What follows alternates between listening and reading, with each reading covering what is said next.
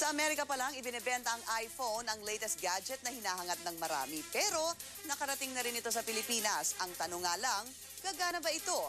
Exclusive, nagpapatrol si TJ Manoto. Ito ang iPhone, ang pinaghalong iPad, cellphone at mobile internet device. Hindi na kailangan ng keypad at stylus dahil pinapagana ito ng touchscreen.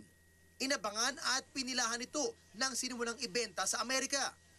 Sa Amerika pa lang ito available at sa January 2008 pa ilalabas sa Asia. Pero isa si Albert Cuenca sa mga naunang nagka-iPhone. Pinasalubungan daw siya ng kanyang bayaw na galing Amerika.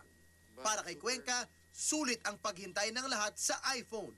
On its own, as an iPad video player, pang Wi-Fi device, surfing email, incredible na incredible. Parang galing sa James Bond movie. Hindi mo may isipin na magkakatutong device na ganito eh. Pinakita ni Cuenca kung gaano kadaling gamitin ang features ng iPad. Ang picture viewer, Maybe, yeah. video player, at wireless internet device. Wala daw hindi mamamangha sa gadget na ito. Jesus phone, yes, I will agree with the term Jesus phone, yes. This is the phone or the gadget. Actually, not even, I won't call it a phone. This is the end-all gadget. This is the gadget of gadgets. There's nothing like it that I've ever seen or the world has ever seen. Pero sa ngayon, hindi pa mapagana ang phone functions ng iPhone sa labas ng Amerika dahil nakasimlock pa ito sa AT&T. Pero nagtutulong-tulungan na daw ang mga hackers sa buong mundo para maging open line ito.